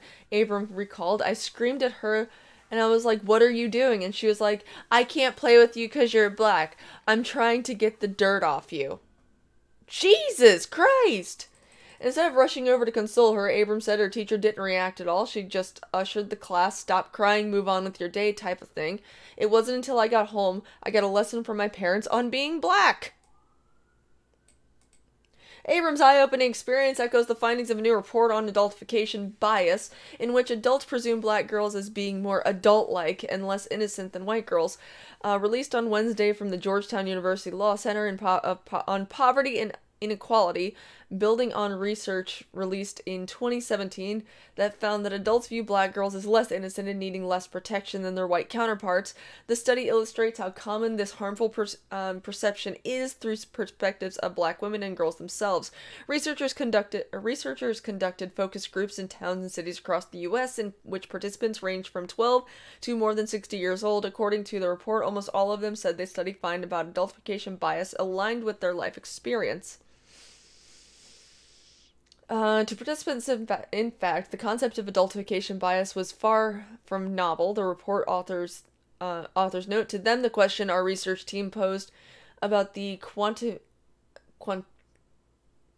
quantitative finding. We're going over well-trodden ground. In fact, participants overwhelmingly agreed that adultification bias was one of the driving factors behind why black girls are more likely to be punished in the school system. Research shows that black girls are 6 times more as likely to be suspended from school as white girls. One woman in her 20s told researchers, "I remember even in elementary school I had to transfer to different schools, and other schools didn't want to take me because I had assault and battery on my record. And the reason I had assault and battery was because during a game at recess, one of the balls hit the girl in the face. The woman explained that she hadn't taken the principal's that she wasn't taken to the principal's office at the time, but it was still put on her record." Participants also described experiences with adults who assumed that they were sexually active at an early age or labeled as loud, aggressive, or angry, or having an attitude problem. The report explains, are examples of coded language associated with negative stereotypes of black women. One teenager said the minute they think the teacher thinks that you're sassing them, the minute they think that you're just being rude, they just send you out of the classroom and they send the security guard to deal with you, or they walk out of the classroom with you to go talk to you. Something that emerged from these discussions is that wasn't quite captured in the first study is how black women and girls perceive the way adults treat white girls differently, said Rebecca Epstein, the executive director for the Georgetown Law Center on Poverty and Inequality, and one of the authors on the study. Our participants told us in different ways that adults valued white girls' tears more than they value black girls' tears, Epstein said. They were able to communicate in a more powerful way than a quantitative study can, which it feels like to face this kind of racism is so unique to black girls.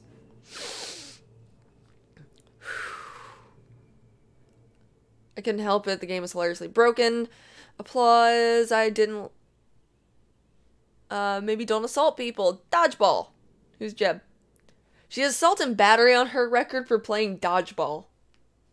That's kind of bullshit.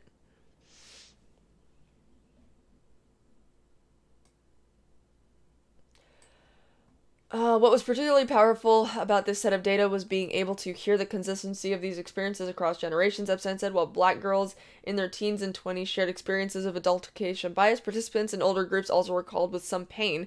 She added similar stories. A 7-year-old's brain is the same regardless of what race the child is, Epstein said. We need to stop holding black girls to a more adult-like standard that gives them less leniency than white girls of the same developmental stage. Or, as one teenager participant told researchers, I think that adults in general need to be reminded that black young girls are still kids.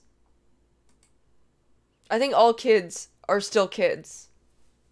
Regardless of how they might act, regardless of things they might say, regardless of, I don't know, maybe their politics. I don't give a shit, they're a fucking child. Oh, but this kid's more intelligent than you. Don't give a shit, they're a child. Davis brought it up yesterday. Remember that kid who was a staunch conservative? He was speaking out for Trump, and then he turns 18, and all of a sudden he's a liberal. Anyone remember that? I remember.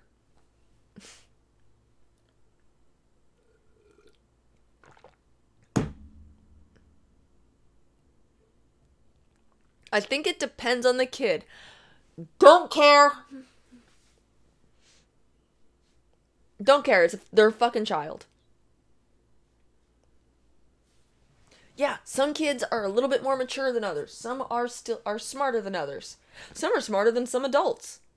They're still fucking children. I've met more racist black women than racist white women. Unless you count white women racist against white people, then it's about even.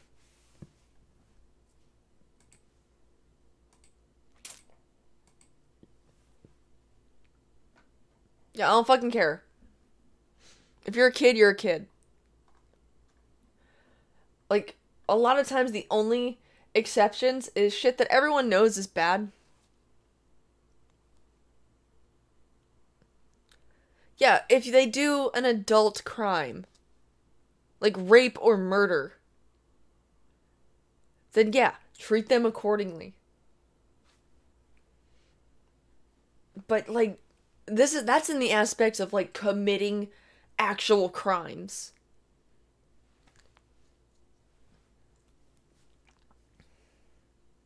That 18-year-old kid wanted to get fucked. They're 18. They're legally an adult. I don't give a shit. Please check my last message in chat.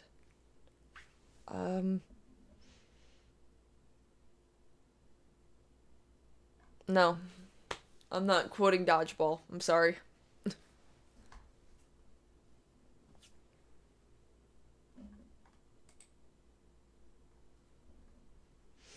Oh my god. What part of, if they do an actual crime, you're not a legal adult in the US until you're 21? Wrong. Fucking Australians. Legally, you're an adult at 18.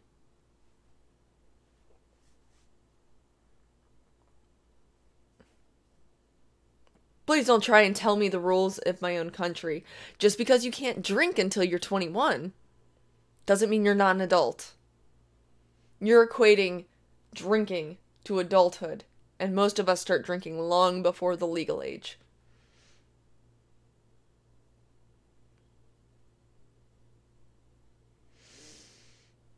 It's definitely 18.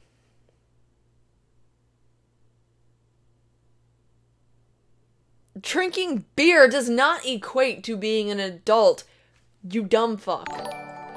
The BTK for 2. 5-year-old steals a cookie at Walmart. Jail, mofo.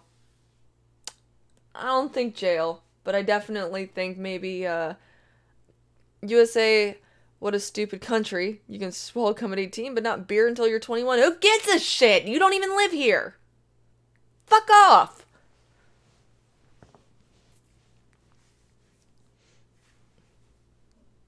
If you equate adulthood to drinking, I would say get laid, but it is you.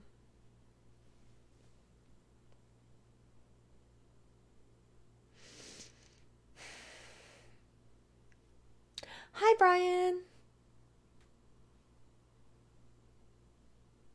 let's see. American, welcome to Canada.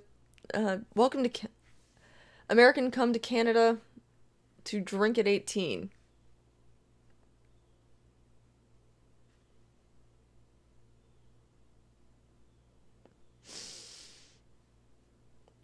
They want to raise the drinking age to 21, but it'll create a civil war?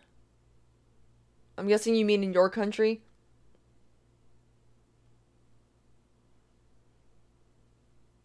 An Aussie argument is wrong by default. They lost to fucking birds. There you go. They can send us to war at 18. Yeah, the drinking age used to be 18. And then it was proven that it's like, yeah, we'd rather let 18-year-olds handle guns but not drink. Yeah, here, for the places that marijuana is actually legal, it's 21. And the drinking age is 21. I was in war at 18.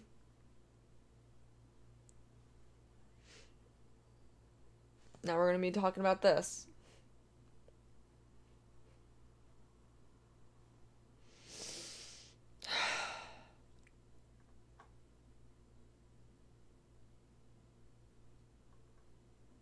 Wait. Yeah, you know, the drinking age has been 21 since... Let's see here. I have to do some quick math here. Let's see here.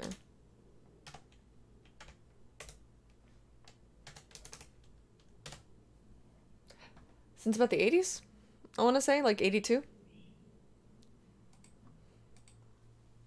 Around about 1982. The drinking age got raised to 21. I know this because my mother had turned 18 the year the law changed, but because the law went into effect after her birthday, she was one of the few 18-year-olds that was still allowed to buy beer because the law had changed. It was the year after, like the couple years after that everyone was still kind of confused. Beer's not a good milestone for adulthood. 21 to drink, lol, freedom land my ass. Don't care. 87? Why are you saying 87?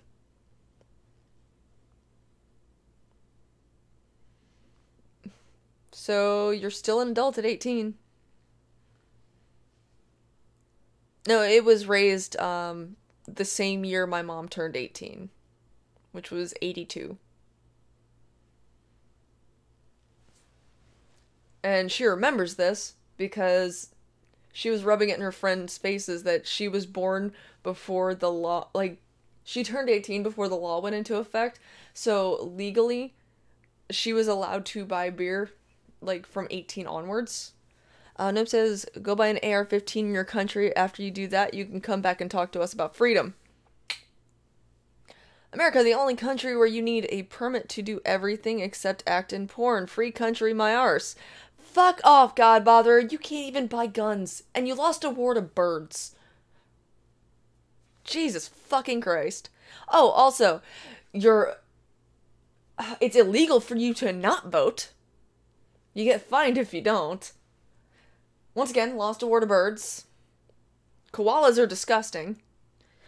You have 7 of the 10 world's deadliest snakes, most of the poisonous spiders in the world. Everything in your landscape is trying to kill you. Can you please stop trying to talk to me, an American, about freedom? Because I got a lot more than you.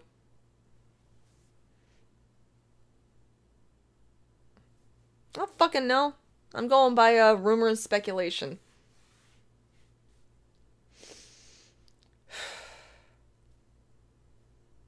Aww. No. We didn't choose to wage the war on drugs. That's the war you're talking about. By the way, those are people with guns, not birds. Didn't you also lose a war to rabbits and stray cats and cane toads? Why do you keep losing to animals? Americans don't have freedoms. They have a list of temporary privileges. I don't get fined if I don't vote.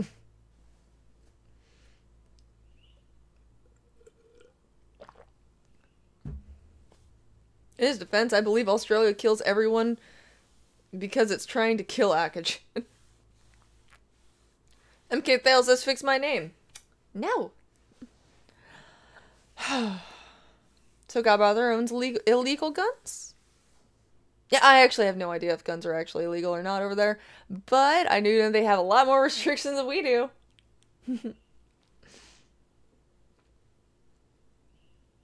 I want a missile. That'd be fun. Sounds like another Aussie we can add to the list of wishes they were American. Guns are not illegal here. I own guns. Not illegal. Felons don't get to have guns. That's true. I like my name as it is, Vamp, says Jacob.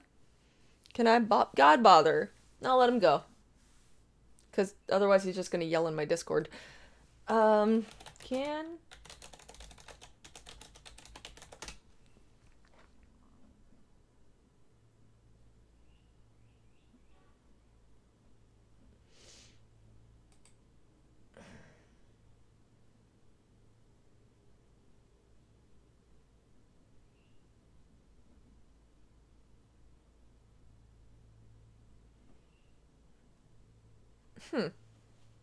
You can forfeit freedoms. It's like guns, except you have the choice. I think we need fingerprint recognition. Recognition to vote. ID problem solved. Wrong, Vamp. Your restrictions by state or state by state too. Illinois has restrictive gun laws. No, Chicago has restrictive gun laws. Chicago is a gun-free city. Does that stop guns? No, it doesn't, because criminals don't follow the law. Go figure. It's one of the deadliest cities in the country. And it's a gun-free zone. Explain that. What's the point of owning a gun if you can't use it? So freedom to defend yourself, but pointing it, using it is illegal. So owning a gun but not use it, that's free USA? What?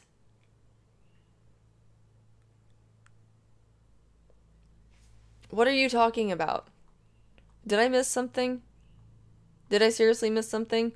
If America is a free country, then why has Failure's friend Alex lost his gun, which he can... Holy shit! Holy shit, are you fucking retarded? Like, seriously, is there something seriously wrong with you? The reason why Failure's friend Alex had his handgun thrown away from him, or taken away from him, is because he was pointing it at 3 unarmed gentlemen with his finger on the trigger. That is a... With someone yelling at him to aim, and shoot, he had the intention of firing? They claim that it didn't have any bullets in it, but what's the point of carrying around a gun with no bullets? So I find that bullshit. It's a threat. See, here in this country, a lot of times, we have this feeling of do not pull a gun out, and especially do not have your finger on the trigger unless you have the intention to use it. They're coming for me.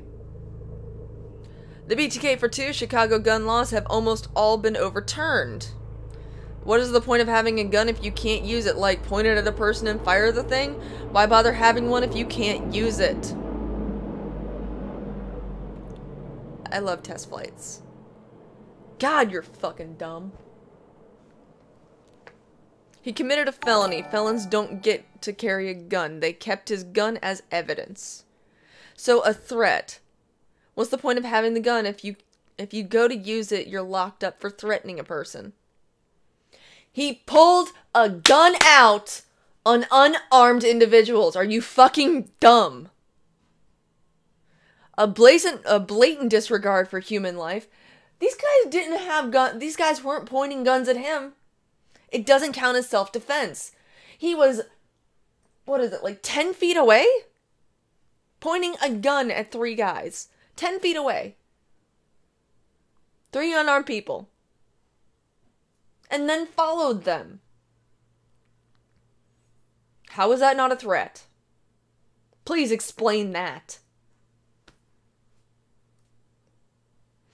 Escalation laws exist for a reason. Also, Alex's past offenses would have potentially disqualified him from concealed carry permit.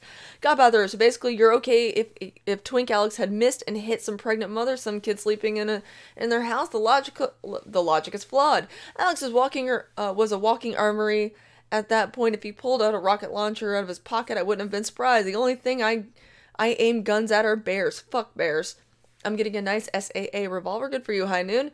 There was no immediate threat. They had no weapons displayed. Poor bears. The only point a gun at other guns, otherwise it's not freedom. The whole thing could have been avoided if Alex would have kept walking and let Andy and Failure deal with the stuff they caused. Better to threaten to shoot them than shoot them. No! That's actually illegal here. Get back, we will defend ourselves, LOL. Get back. Anytime a firearm is used in any situation, it is confiscated. Doesn't matter if it's justified or not. Free country, my arse. We're freer than you. He had already assaulted them with that bitch taser. That is also true. He had already assaulted him. America is just a prison with more food. Alright. I'm about to get this shit in my Discord so fucking bad. But, you're Australian. And here's the fun part. Your freedom of speech doesn't exist.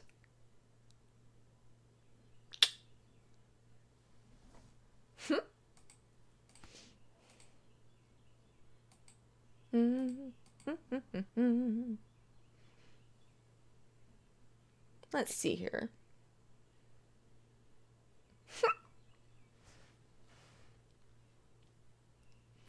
Let's see.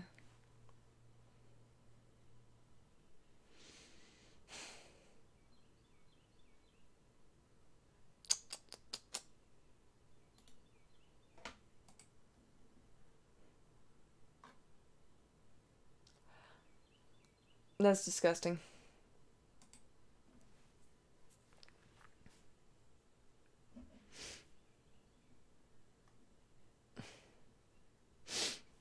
To be clear, you can use a gun if your life or someone else's life is in immediate danger. The other person does not have a gun. See George Zimmerman versus Trayvon Martin. You do get the gun back if the use of the gun is justified.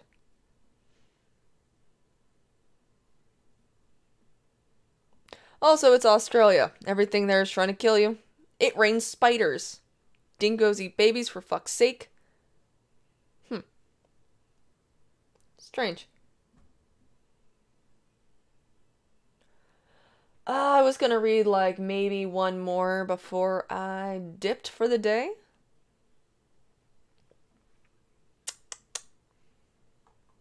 Let's see here.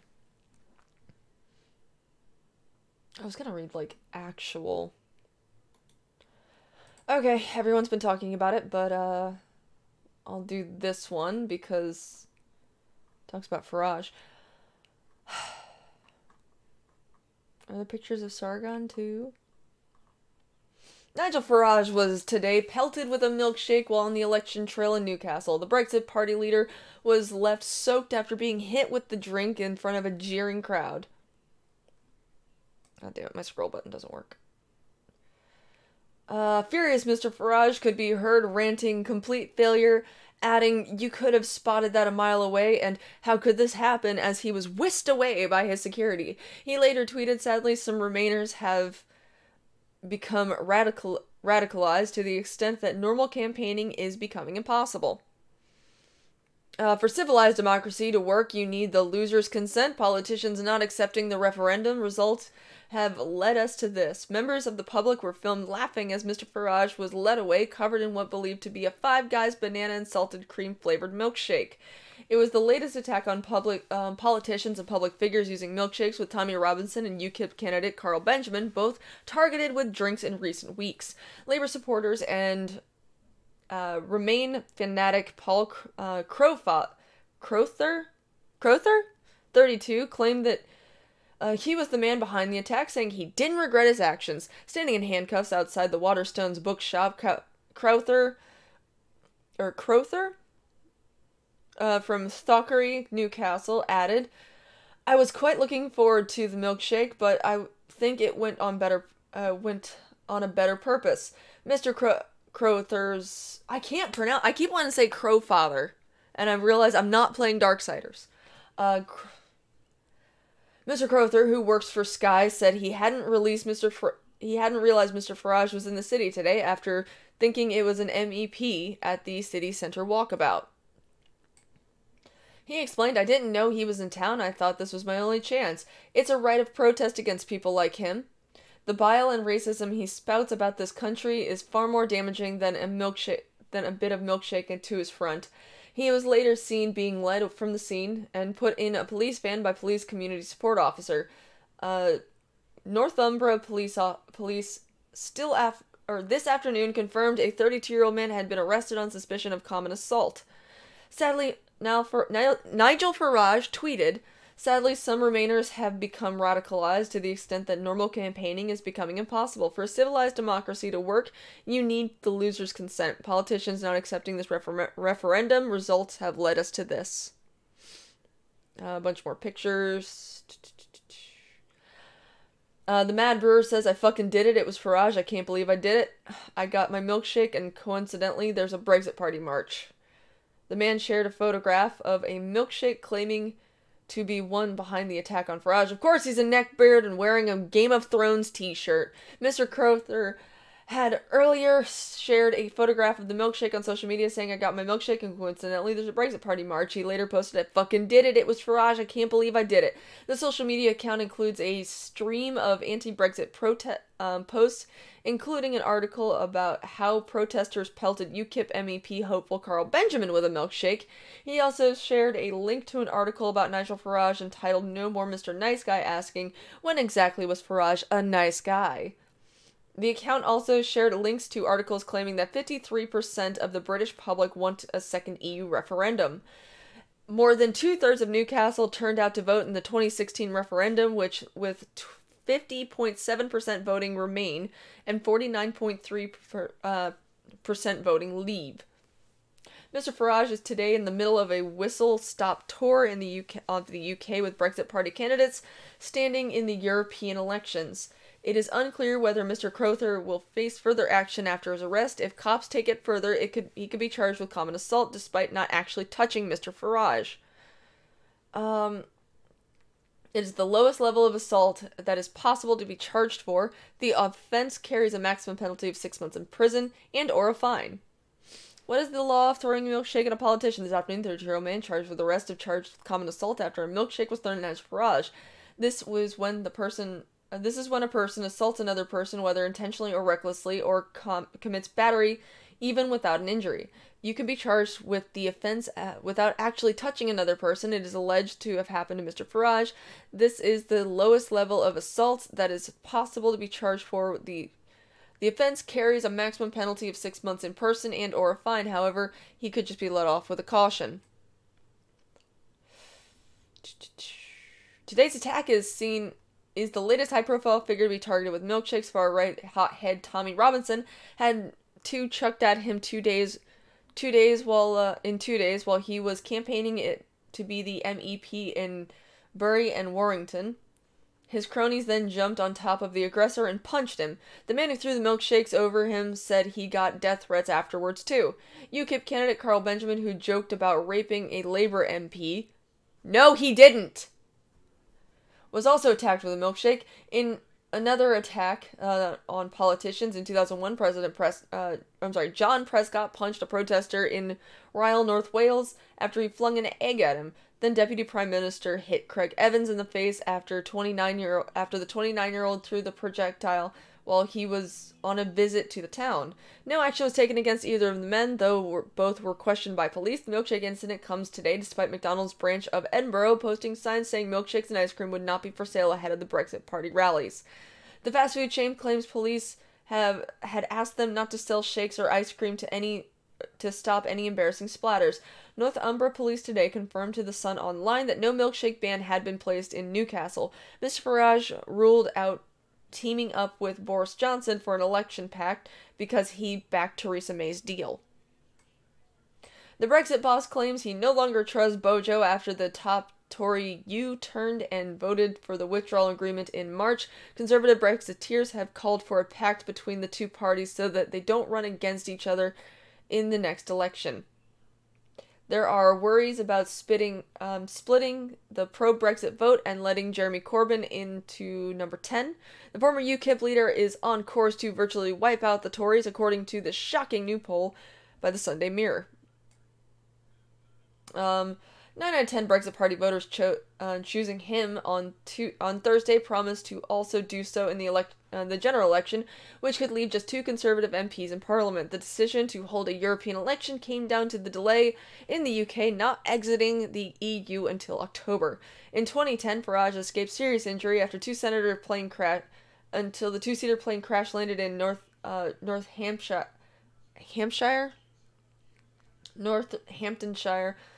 during a last-minute push for votes on the day of the general election.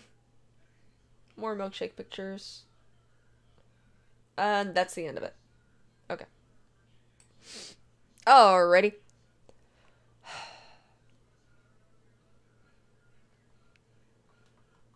Aussie Army called in due to invading crocodiles.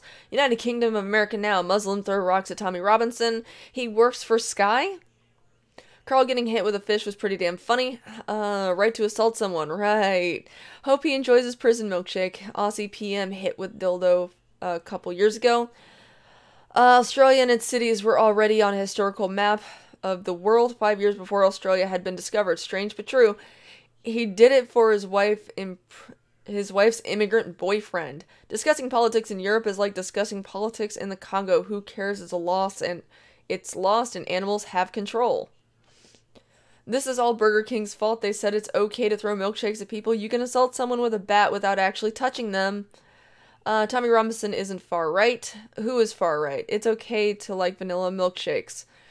Working class from what I see. Far right is anyone from the right of Stalin. What the fuck is wrong with the UK? The cops led Muslims to Tommy Robinson and they throw rocks at him. A bunch of carrots up. But if a Brexit supporter did the same, they would probably get done with attempted murder. The Liberals would be slaughtered very soon. Hampshire. Thank you. Pretty soon the UK will require milkshake licenses.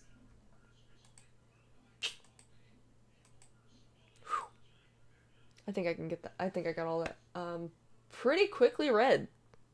Pretty proud of myself. Anyway, I've got to take off. It's almost time for the other thing to happen. I don't even know if he's fucking awake. But before I go, I kind of wanted to take a little bit of a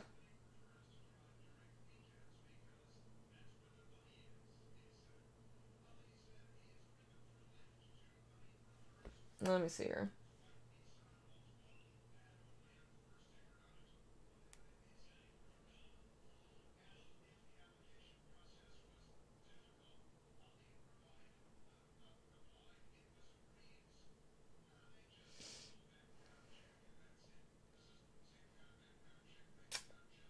Yeah, that ain't gonna work for me. Okay. So lately I've been running my gaming streams around 8 p.m. and that actually seems to work really well for me. And I think I might actually keep up with that, the 8 p.m. Eastern time thing. Because it's like late enough in the evening that people could actually kind of, pick it up when the people who can't make it to like this morning shit or the afternoon shit, it seems like a decent time area. I might keep to that, the 8 p.m. thing, and because I've been doing like 8 p.m. to midnight.